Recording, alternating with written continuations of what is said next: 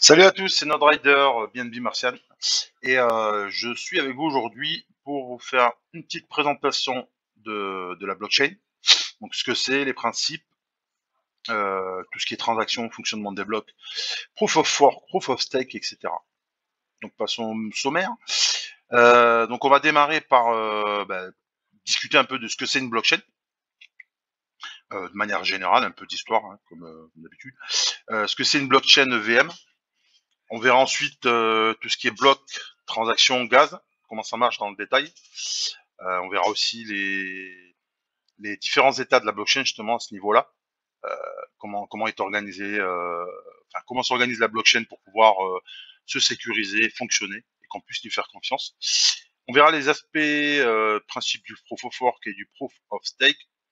Enfin, on terminera par une petite fenêtre ouverte sur les ZK Rollup. On rentrera pas dans le détail, hein, puisque moi je maîtrise pas les algos zero knowledge qu'il y a derrière pour le moment. Ça fera probablement, euh, ça sera l'occasion de faire une vidéo justement dédiée aux ZK Rollup et aux optimistic Rollup. Alors c'est parti. Donc qu'est-ce qu'une blockchain? Alors on va passer assez rapidement sur l'histoire. Hein. Je pense que y a beaucoup de monde qui est au courant de l'histoire de la blockchain. Alors quelques dates clés quand même. Hein. En 2008, on a Satoshi Nakamoto, qui est un groupe ou une personne. On rentrera pas dans l'enquête historique. Il y a pas mal de contenu là-dessus pour ceux que ça intéresse. Qui conceptualise la blockchain Bitcoin et qui publie un white paper dans lequel il décrit comment ça fonctionne, qu'est-ce que ça apporte. Et en 2009, on a la première création du bloc Genesis de Bitcoin. C'est vraiment le premier minage d'un bloc Bitcoin. Donc c'est en janvier 2009. Le proof of stake, la première implémentation connue, elle est dans Peercoin, hein, c'est en 2013. Alors Peercoin, c'est une ancienne, c'est une vieille blockchain hein, qui existe depuis un moment.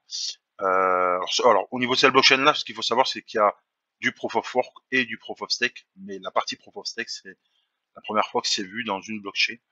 En 2015, on a le lancement de la blockchain Ethereum. On va en parler un petit peu dans cette présentation.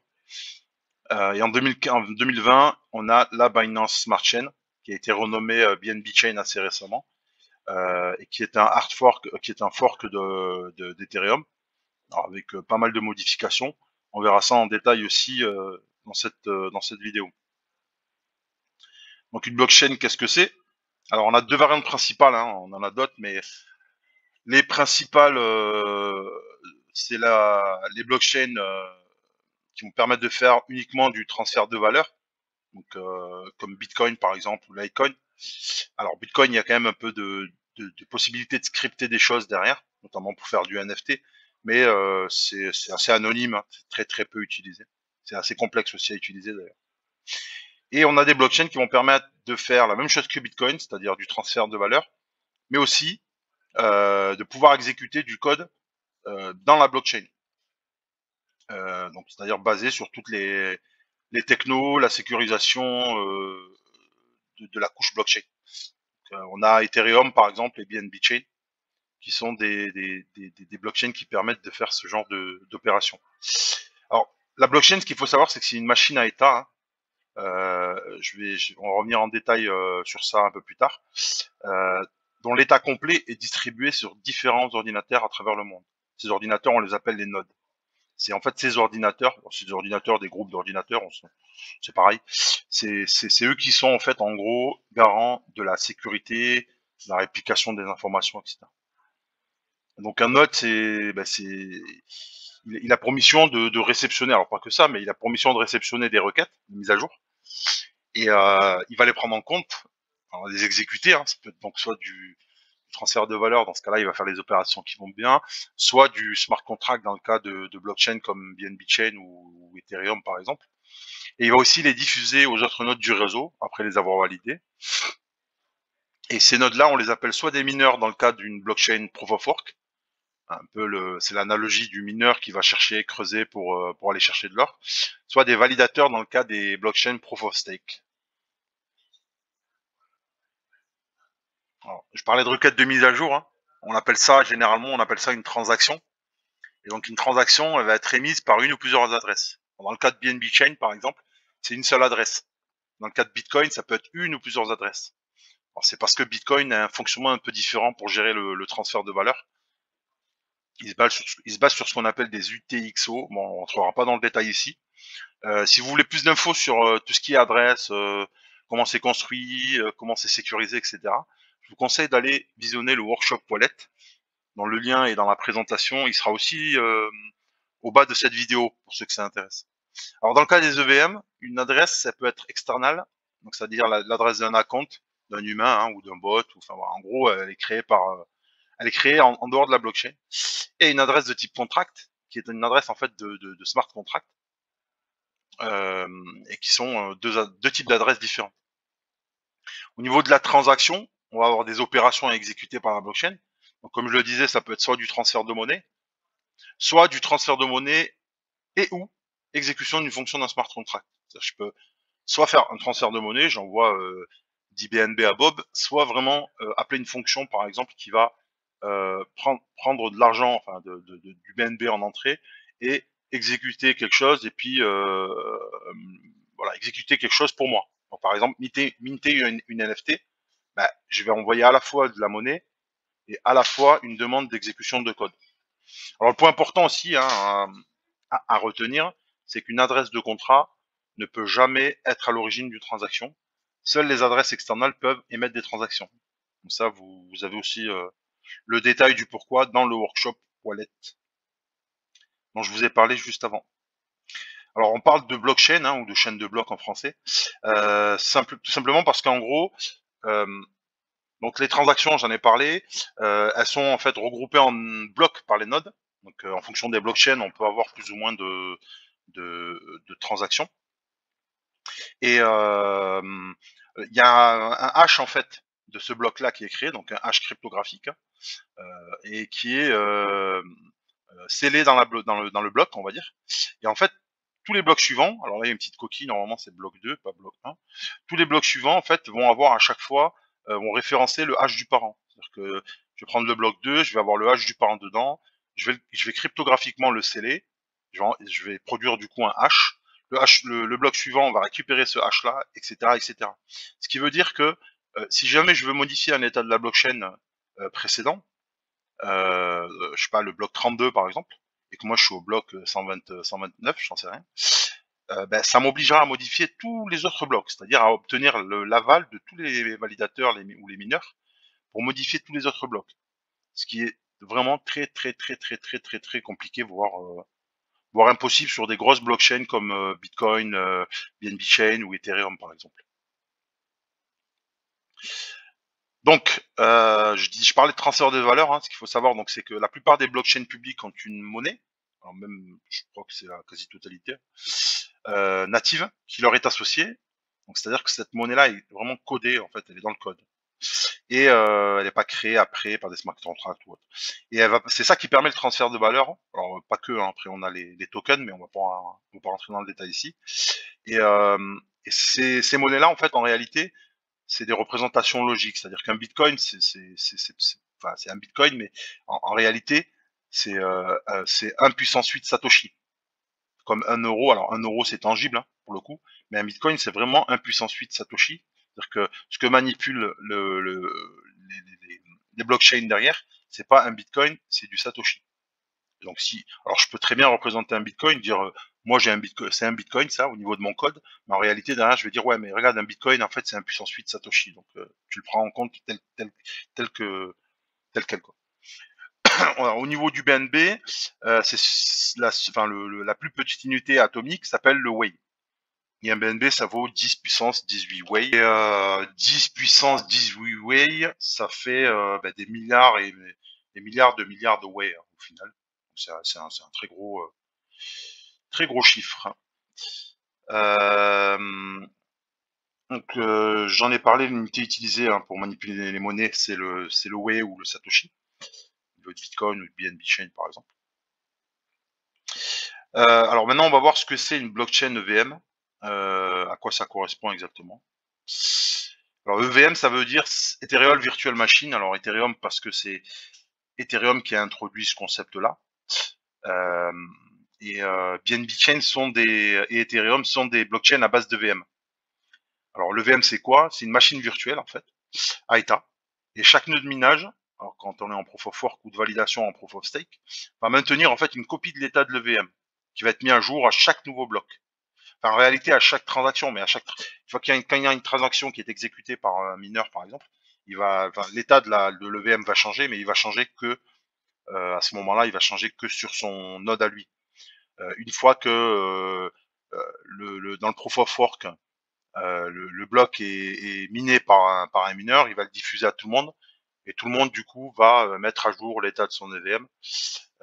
C'est pour ça que on parle de changement d'état à chaque bloc au final, puisque c'est le bloc qui va définir en fait, qui va déclencher le changement d'état sur tous les nœuds du réseau.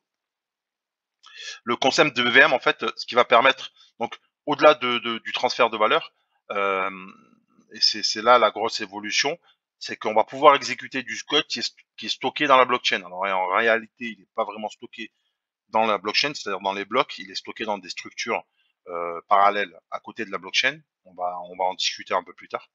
Et on appelle ces exécutions on-chain. Alors, contrairement à off-chain, qui sont des exécutions en dehors de la blockchain, comme par exemple, je sais pas, un, un oracle qui va être en dehors de la blockchain et qui va venir mettre à jour au niveau de la blockchain le prix du BNB toutes les minutes. Ben, ça, c'est une exécution off-chain qui appelle du on-chain, par exemple. Alors, ces codes-là, on les appelle des smart contracts, des contrats intelligents. Et le code de chaque smart contract, il est publiquement disponible. Alors, ça peut être soit au format compilé, soit au format plus lisible, donc Solidity. Mais dans tous les cas, on peut accéder à ce code-là. Alors, au format compilé, du coup, il faut le décompiler, voilà. C'est un peu plus compliqué de comprendre la logique derrière. Mais la plupart des gros, des gros produits qui sont disponibles sur les blockchains publient généralement leur code source. Et donc, c'est un code source qui est auditable par n'importe qui. Vous pouvez aller voir, par exemple, sur BSC Scan, pour la BNB Chain, voilà, en tapant l'adresse d'un contrat, vous allez tomber sur une page qui correspond au contrat, et normalement, vous pourrez accéder au code source de ce contrat-là. Alors, comment on développe du smart contract? On fait ça au travers du langage de programmation Solidity, qui a été spécifiquement créé pour la blockchain EVM. Hein. C'est un langage spécifique pour la blockchain EVM. Et d'ailleurs, on aura des vidéos dédiées au Solidity. Donc, si ça vous intéresse, n'hésitez pas à checker régulièrement notre page YouTube ou à venir sur le channel BNB Chain French. Je vous mettrai le lien aussi dans la vidéo. Alors, chaque opération sur la blockchain, donc que ce soit un transfert de valeur ou l'exécution d'un smart contract, une fonction de smart contract, va entraîner donc un passage de la blockchain d'un état X à un état X plus 1. Okay, on en a parlé un peu plus haut, c'est le même état sur toutes les copies de l'EVM. Là, on a un exemple de contrat que je suis allé chercher sur BSC Scan. En l'occurrence, c'est le contrat du Cake, le fameux Cake token de PancakeSwap. Et on voit bien qu'en cliquant sur le petit onglet contrat ici, alors généralement, ouais, vous aurez une petite pastille verte quand le code source est disponible en mode lisible, c'est-à-dire en Solidity. Et là, quelqu'un qui connaît un peu le Solidity, il peut aller auditer, voir comment ça a été fait, et même pour apprendre, par exemple, quand il est en phase d'apprentissage du développement ou même après, aller voir comment les autres ont fait. Alors maintenant, on va passer à tout ce qui est transactions, blocs, gaz, les états de la blockchain, comment ça fonctionne dans le détail, dans le VM. Alors dans le détail, on descend pas au niveau code, on reste quand même assez high level, mais on explique un peu les concepts de tout ça. Donc, on a dit tout à l'heure, une blockchain, c'est une machine à état. C'est-à-dire, j'ai un premier état à gauche, avec des adresses et des montants associés à chaque adresse. J'ai une transaction, je passe à un état différent, et on voit par exemple là que les montants associés à chaque adresse ont changé. Donc, c'est la transaction qui est à l'origine du changement d'état de notre blockchain. Alors, en réalité, au sein d'une blockchain, ce qu'il faut savoir, alors de type EVM, ce qu'il faut savoir, alors Bitcoin aussi, mais c'est un peu plus limité, on a plusieurs états différents, mais qui sont cohérents au final. grâce à des techniques de cryptographie notamment, qui vont permettre d'assurer justement ce fonctionnement et cette sécurité. Bon, l'état principal qu'on appelle, enfin l'état principal de la blockchain, c'est en gros les blocs, c'est-à-dire ce que je vous ai montré un peu plus haut, c'est-à-dire j'ai mon bloc 1, mon bloc 2, mon bloc 3, chacun référence son parent, etc. Là-dedans, on a un certain nombre d'informations qu'on va voir un peu plus tard, notamment on a 3 hash. Alors un hash, qu'est-ce que c'est? Un hash, c'est enfin en gros c'est une chaîne de caractères, un nombre, des bytes, des bits 0,1, ce que vous voulez, qui rentre en entrée d'une fonction cryptographique, qui va en fait hasher cette entrée et qui va la transformer en une chaîne. Alors généralement c'est de l'hexadécimal, euh, qui en fait, et en gros c'est cryptographiquement en fait transformé. C'est-à-dire que si j'ai la chaîne hachée d'un côté et que je connais pas la valeur de l'autre, je pourrais pas la deviner. Je peux pas aller dans le sens inverse. Alors je peux hacher des données, mais je peux pas déhacher des données. Et donc ces haches, à quoi ils correspondent? Ben, en fait, au niveau d'un bloc, si on regarde plus dans le détail, on a 3 haches en fait. Ok, on a 3 haches. Ces haches correspondent en fait aux haches de 3 arbres. Donc c'est des arbres dans le sens informatique, qui référencent en fait des données. Alors ces arbres, c'est ce qu'on appelle des Merkle-Patricia Tree. Alors d'ailleurs, c'est pas Tree EE, mais c'est TRIE, qui est en fait une variante du Merkle Tree. Hein. Alors je sais pas si vous voyez ce que c'est le Merkle Tree, mais je vais faire un petit exemple juste après. Et en fait, ces haches de nœuds, au final, sont connus et validés publiquement par plusieurs parties. Donc en l'occurrence, c'est les nodes, alors les validateurs ou bien les mineurs, qui vont permettre en fait de vérifier cryptographiquement que des valeurs qui sont dans les feuilles de l'arbre sont correctes. C'est-à-dire que sur le bloc précédent, par exemple, personne n'a essayé de modifier une valeur dans l'arbre des balances des acomptes, par exemple, parce que justement tout le monde s'en rendrait compte parce que le hash du nœud parent changerait. Okay, alors ces arbres, ils sont stockés. Alors off-chain, je mets off-chain parce que en gros, c'est chaque nœud validateur ou chaque mineur qui est en charge en fait de maintenir l'arbre lui-même, puisque c'est lui qui exécute ces transactions et qui met à jour du coup les arbres via le client de la blockchain, donc que ce soit Ethereum ou bien Bitchain. On a alors au niveau des arbres, des hashes en fait qui sont stockés dans les blocs, on a le state root. Donc ça, c'est le hash du nœud parent de l'arbre qui contient le dernier état connu des acomptes. Okay, donc notamment la balance d'une adresse après une transaction X. C'est-à-dire que quand j'ai une transaction qui arrive et que je l'exécute et que dans cette transaction il y a un transfert de valeur, ben, je vais aller modifier le state tree de manière à répercuter la modification impliquée par justement ce transfert de valeur. Alors on a le txroot, lui c'est le hash du nœud parent de l'arbre qui contient les informations sur toutes les transactions d'un bloc, d'accord? Donc toutes les informations des transactions qui ont été embarquées dans un bloc, elles sont stockées dans un tree. Alors derrière, c'est des bases de données, hein, au niveau des nœuds. Alors de mémoire, je crois que c'est RockDB et LevelDB qui sont utilisés par Ethereum et BNB Chain. Et c'est là-dedans en fait que sont stockés ces fameux arbres. Enfin, on a un dernier arbre qui s'appelle le recept tree, donc dont le hash aussi est stocké au niveau du bloc. Et ça, en fait, c'est un arbre qui contient des infos sur les exécutions des transactions.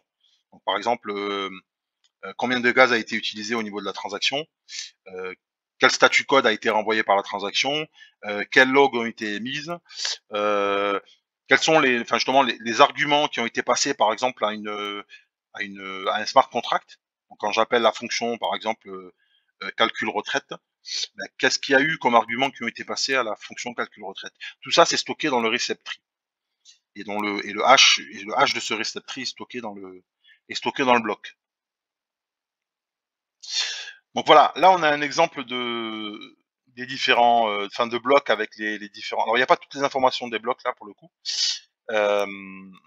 On a que du coup le previous hash pour la partie blockchain, hein, référence du parent. On a le state root, le txroot, le receipt root, ok.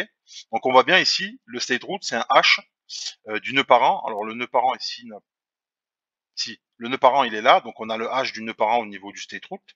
Ensuite, on a ses enfants. Donc l'arbre, c'est ça en gros, hein. On part, on a 2 enfants ici, puis après on a d'autres enfants qui partent de ce côté-là. Là, on descend, on a la compte 75. Alors, au niveau de la blockchain EVM, en fait, les clés donc des nœuds ici, c'est des hashes, et les clés des acomptes, c'est l'adresse en fait de l'acompte au final. Ok. Et ce qu'il faut savoir, donc, c'est que pour optimiser l'espace, ce qui se passe, c'est que à chaque fois qu'on a un nouveau bloc, donc à chaque nouveau bloc, on recrée pas tout l'arbre en fait. D'accord. On ne modifie que les parties et on ne stocke que les parties de l'arbre qui ont évolué, puisque une fois que j'ai modifié l'arbre en fait sur le bloc X ici, ben, cet arbre-là, il est immutable. C'est-à-dire que les données qui correspondent à cet arbre-là sont stockées dans ma base de données, puis j'y touche plus. Ok. Et donc, quand j'ai le bloc suivant, je vais recréer un nouvel arbre, pardon, incomplet, dans lequel je vais venir impacter uniquement les éléments qui ont bougé. Ok. Et donc, et du coup, ben, comment je fais pour reconstruire mon state root? Ben, je vais aller référencer les éléments immutables ici, qui peuvent pas être modifiés, des arbres précédents. Donc, par exemple ici, j'ai un, je sais qu'il y a que en gros, j'ai que ce chemin qui a été modifié, hein. Je suis passé de 27 à 45, pardon. Donc, ce qui va se passer, c'est que là, je vais référencer cette partie de l'arbre qui est immutable, qui n'a pas été modifiée. Je vais créer ici un nouvel élément, ok, qui correspond in fine à cet ancien élément, donc c'est la version N plus 1. Je vais aller sur account 75. Alors là, cette partie-là n'a pas été modifiée, donc je la référence, etc. Et comme ça, en fait, en repartant d'ici du bas, je vais hacher les données avec celles qui sont là. Je vais obtenir un hash ici, donc ça va être le hash de ça plus le hash de ça. Euh, j'obtiens ici, j'obtiens ça ici, je hache ça et j'obtiens mon bloc ici. Je fais la même chose, je hache ça, puis hop, je hache le account 175, pardon, plus cet élément-là, j'obtiens un hash ici, et je fais hash plus ce hash là, et je hache le tout, et j'obtiens un nouvel état. Et donc là, l'état, le hash de l'état route a changé. Okay, d'un bloc à l'autre, il a changé. Ce qui fait que si jamais il y a un pépin sur un bloc ici, ok, ben, on peut revenir à l'état précédent et valider que ce qu'on a mis dans en gros ce qui est géré par les nodes, etc., est correct, puisque l'état route était stocké dans le bloc. Donc on peut revenir en arrière et puis hop, repartir d'ici pour partir sur une nouvelle branche, par exemple, si sur un bloc il y a eu une tentative de fraude ou qu'il y a eu une erreur ou ce que vous voulez. Donc ça, j'en ai parlé, hein, un hash Merkel non réversible, qui correspond au hash de la concaténation de ces deux enfants. Et les feuilles de l'arbre contiennent les objets finaux. Alors, le nœud parent final est donc le hash dont dépendent, qui est dépendant, pardon, des hashes de tous ses descendants. Ok.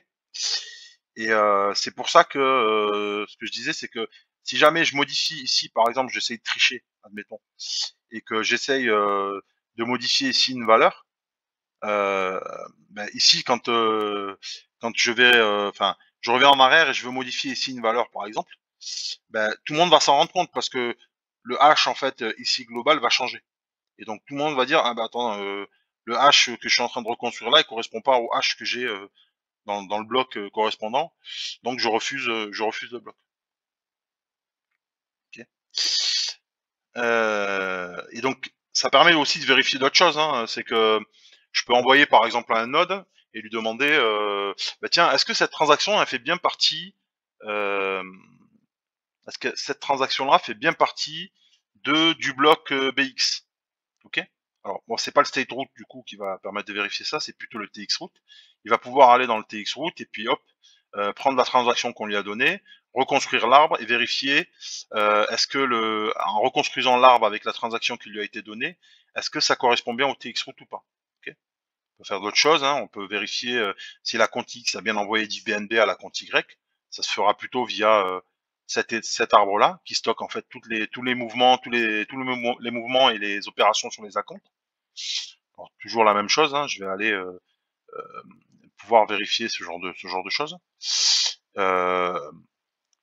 Et on peut vérifier aussi du coup si l'adresse A1 par exemple est connue de la blockchain. Donc ici, je vais pouvoir hacher et puis en descendant dans les feuilles. Alors, je rentre pas dans le détail du Merkel Patricia Tree, qui est en fait une une variante du Merkle tree. Alors pas une variante, mais plutôt un mix du Merkle tree et du Radix tree. Mais concrètement, avec une adresse, je vais pouvoir, à partir de cette adresse-là, qui correspond du coup à une clé, descendre dans l'arbre et vérifier est-ce que cette adresse-là existe ou pas. Okay.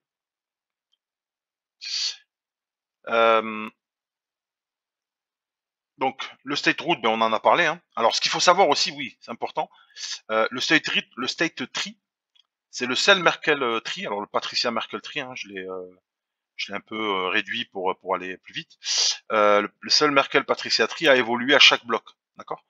Pour tous les autres arbres, les transactions tree et le recept tree, pardon, on crée un nouvel arbre à chaque nouveau bloc, ce qui prend du sens, hein, puisque in fine, là, moi, je veux avoir une continuité parce que la compte 175, il va exécuter, il existe sur le bloc X et sur le bloc X plus 1, il continuera d'exister.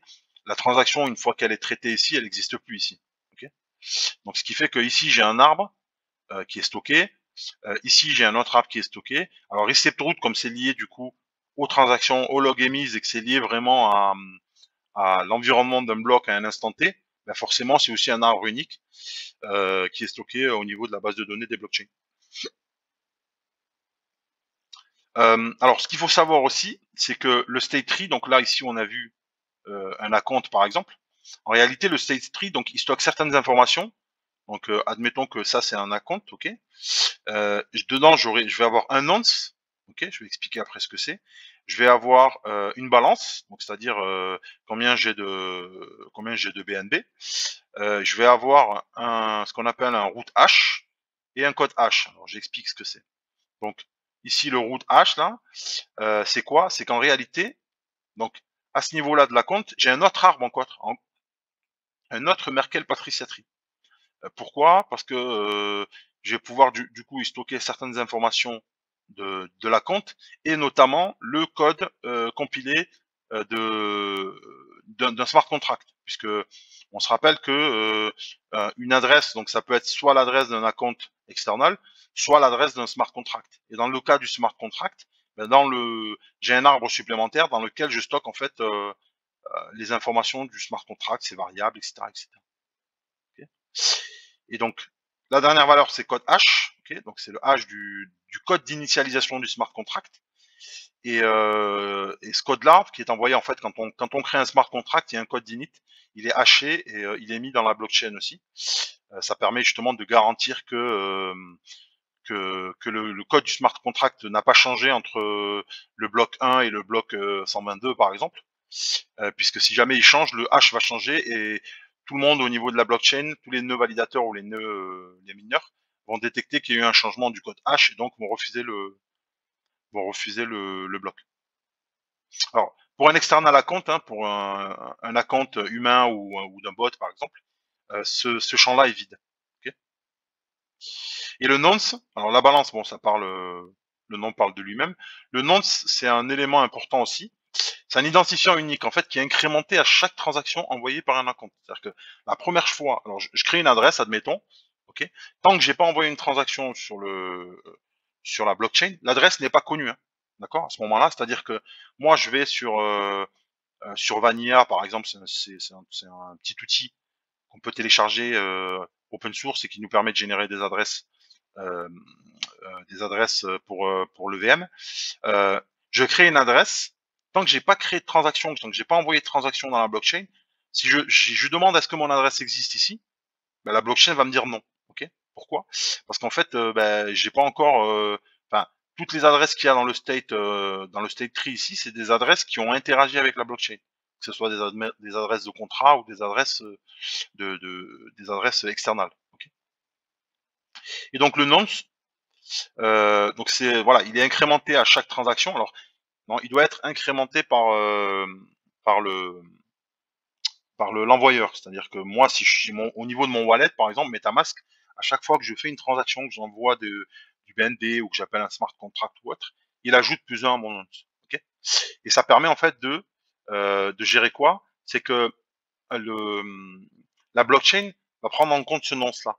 D'accord? Va prendre en compte ce nonce-là dans plusieurs opérations. Alors, déjà, pour vérifier est-ce que votre nonce ne correspond pas à un nonce précédent que vous avez déjà utilisé. Dans ce cas-là, la transaction vous sera refusée. C'est-à-dire que si j'ai déjà ma transaction, admettons que je suis sur le bloc X ici, j'envoie une transaction avec un nonce 1, ok, elle est validée, donc j'ai envoyé 10 BNB à Bob, puis sur le bloc de 2 ici, le bloc X plus 1, pardon, j'envoie une transaction avec le nonce 1 aussi. Ben, la transaction va être refusée parce qu'on va me dire le nonce existe déjà, et ça permet du coup aussi pour les mineurs ou les validateurs d'ordonner en fait vos transactions. C'est-à-dire que on est en mesure, par exemple, d'envoyer plusieurs transactions dans le même bloc. Alors, je vais envoyer une première transaction, une deuxième transaction dans un bloc. Pour qu'il y ait une cohérence, en fait, le mineur ou le validateur, quand il va recevoir les transactions, il va les ordonner par nonce. Donc, il va prendre le 1 le 2 par exemple, et puis le 3. Donc, il va commencer par exécuter la 2, puis ensuite exécuter la 3, pour qu'il y ait une cohérence.